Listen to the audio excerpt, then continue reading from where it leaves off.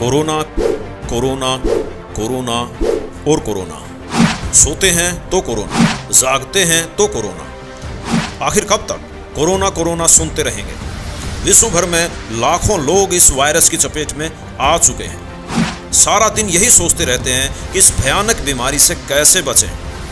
घर में रहें तो कितने दिन, बाहर न जाएं तो कितने दिन, अभी तक कुछ पता नहीं।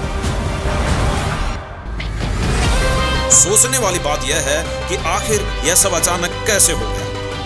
भुखमरी, बेचैनी, लाचारी, बेरोजगारी सब पर है भारी एक महामारी। जी हां दोस्तों, एक वायरस ने पूरी दुनिया की सांसें फुला रखी है। हॉस्पिटल आइसोलेशन वार्ड में नजर दौड़ाइए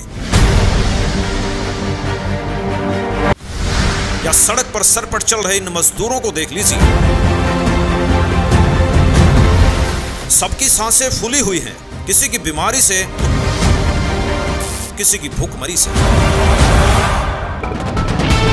अब तो बेरोजगारी का तनाव भी गर्दन पर तलवार लिए खड़ा है। जान और जहान दोनों खतरे में हैं। कोई कहता है कि यह वायरस चीन ने जानबूझकर छोड़ा है। कोई कहता है यह चीन का जैविक हथियार है। कोई कहता है कि यह संत सताने की सजा है। कुछ लोगों का कहना है कि यह शिव हिंसा करने का फल है। भविष्यवक्ताओं ने इस घड़ी को पहले ही बता दिया था। नॉस्ट्रेडमस, जय गुरुदेव तथा सूरदास जी ने इन सब को कौन नहीं जानता। सारा विश्व जैसे ठहर सा गया हो। एक वायरस ने सारी दुनिया को सोचने पर मजबूर कर दिया है। सबसे शक्तिशाली कहे जाने वाले देश अमेरिका, रूस, ब्रिटेन सभी इस वायरस के आगे ऐसा है नजर आ रहे हैं। शायद इंसान को अपनी औकात का पता चल रहा है, लेकिन अब भी कुछ लोग भगवान के अस्तित्व को नकारने की कोशिश कर रहे हैं, जो अभी इस वायरस की चपेट में नहीं आए हैं। यह वीडियो विश्व के उन बुद्धिमान लोगों के लिए है जो इस भयानक समय में भगवान, गॉड, अल्लाह को खोज रहे हैं। कहीं सच में यह संत सताने की सजा तो नहीं है, या फिर कोई बड़े परिवर्तन की आहट है, जिसकी भविष्यवाणियां पहले नॉस्ट्रेडमस, सूरदास, रविदास और फ्लोरेंस ने कर रखी है। अगर संत सताने की सजा मिल रही है तो हमें सोचना पड़ेगा कि हमने किस सच्चे संत को सताया है। ऐसा तो नहीं है कि वह भगवान का अवतार पृथ्वी पर मौजूद हो और हम उसको अनदेखा कर रहे हों। कहीं हम उनको कष्ट तो नहीं दे रहे जिससे प्रकृति भी हमारे खिलाफ होती जा रही है। हमने किस्से कहानियों में सुना था कि संत को सताया था तो पूरा गांव जमीन में धंस गया। बुद्धिमान लोगों को इस पर विचार करना पड़ेगा और उस अवतार को ढूंढना पड़ेगा जो सच में भगवान का अवतार है, जो इस विश्व को इस वायरस से बचा सकता है। इन सारी बातों पर हमारी टीम विचार कर रही थी। हमने सारे तथ्य भी जुटाए और कोशिश की कि कहीं सच में यह जो महामारी है यह विश्व के कुकर्म और पापों का फल तो नहीं है। हमारी टीम ने इंटरनेट से जानकारी प्राप्त की तो जो सच निकल कर आया वह काफी गहरा था। हमने काफी साधु संतों, फकीरों पर रिसर्च किया तो एक संत का संघर्ष में जीवन सामने आया, जिस पर सभी भविष्यवक्ताओं की भविष्यवाणियां सटीक बैठ रही थी। सारे आंकड़े और प्रमाण मिलकर हमने जो निष्कर्ष निकाला कि सच में यह वही संत है जिसकी हमें तलाश थी। जी हां, उनके अनुयायियों से बात की जो इस बात पर दृढ़ हैं कि यह वही संत हैं जो विश्व को बचा सकते हैं। उनसे निवेदन किया जाए, प्रार्थना का तरीका भी बताया। अगर निवेदन भी भाव से देश के राजाओं द्वारा किया जाए तो संत जी जल्दी प्रसन्न होंगे और इस महामारी से बचा सकते हैं, ऐसा उनके अनुयायियों का दावा है। अरे हाँ, उस संत का नाम बताना तो भूल ही गए। उनका नाम है जगत गुरु तत्वदर्शी संत रामपाल जी महाराज, जिनको सताया जा रहा है और उनको जेल में डाल रखा है। अनुयायियों का दावा है कि उनको सम्मान के साथ जेल से बाहर निकालकर उनके चरणों में करबद्ध प्रार्थना की जाए तो विश्व इस महामारी से बच सकता है। जब हमारी टीम ने यह सवाल किया कि वह खुद जेल में हैं तो विश्व को कैसे बचा सकते हैं, तो उनका कहना था कि संतों की लीला समझ से परे होती है।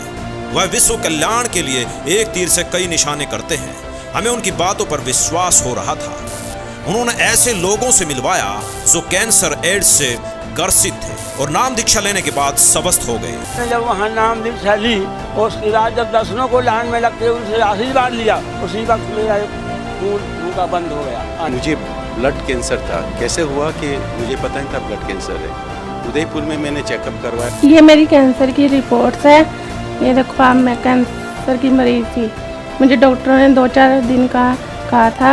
मैं ठीक हुई हूँ संत रामपाल जी महाराज से गुरु दीक्षा लेने के बाद। आश्रम पहुंचने में परमात्मा का नामदान लिया और जो उन्होंने मुझे उपदेश दिया, उस उपदेश देने के बाद उन्होंने आशीर्वाद दिया। आशीर्वाद देने के बाद तत्क्षण में मेरा ये रोग वहीं के वहीं दर्द बिल्कुल ठीक हो गया। हमें उनकी बातों पर विश्वास हो रहा था। उनका कहना था कि कोरोना वायरस कुछ भी नहीं है। यदि आप संत जी का ज्ञान सुनोगे तो पता चलेगा कि वास्तव में मनुष्य की आने वाली समय में क्या दुर्गति होने वाली है। यदि भगवान की सच्ची भक्ति नहीं की, या यूं कहें कि संत रामपाल जी से नाम दीक्षा नहीं ली, तो कोरोना के बाद एक भयंकर समस्या 84 लाख योनियों की है जो अरबों खरबों जीव भुगत रहे हैं। कोरोना तो एक बार मारेगा, लेकिन उसके बाद नरक और 84 लाख योनियां भुगतनी पड़ेंगी। कुत्ता, गधा, कीड़े मकोड़े भी बनना पड़ेगा।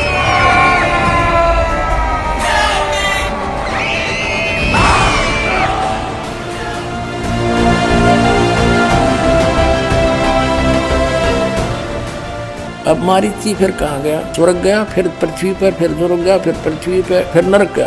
ये आगे देखो, 1000 आख वृक्ष के भाव, 80,000 सीप के भाव, 20,000 नीम के भाव वृक्ष के भाव, 90,000 बार केली वृक्ष के भाव, 3,000 बार चंदन वृक्ष के भाव, 5 करोड़ बार कनेर वृक्ष के पेड़ों के शरीर, और 60,000 बार वैश्या के शरीर, 5 करोड़ बार शिकारी के जीवन, और 20 करोड़ बार हाथी बना, 60 करोड़ बार गधा बना, और 30 करोड़ बार कुत्ता, 60 करोड़ बार नपुंसक, 20 करोड़ बार स्त्री, 90 लाख बार धोबी, और 8 करोड़ बार घोड़ा, 20 करोड़ बार बिल्ली, और 60 लाख बार गर्भपात से मरण, और केवल 80 लाख बार देव प्रयाग को प्राप्त हुआ।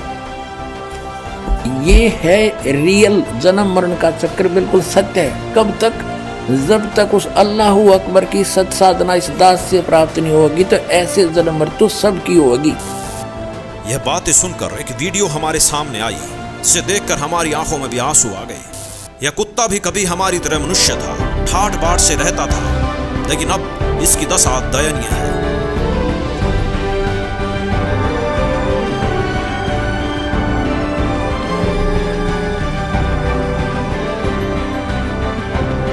दोस्तों, सच है और बिल्कुल सच है, भगवान के अवतार सारे विश्व का कल्याण करने आए हैं। हमारी टीम का भी सभी से निवेदन है कि संत रामपाल जी को जल्द से जल्द देशों के राजाओं द्वारा विश्व को बचाने के लिए नम्र निवेदन भेजा जाए। सारे विश्व की प्रजा भी श्रद्धा भाव से निवेदन करे तथा सारा संसार संत रामपाल जी से नाम दीक्षा लेकर अपने मोक्ष का रास्ता तय करवाए। आशा करते हैं कि आपको हमारी वीडियो पसंद आएगी। वीडियो को लाइक, शेयर और सब्सक्राइब जरूर करें ताकि यह कल्याणकारी संदेश सारे विश्व तक पहुंच सके।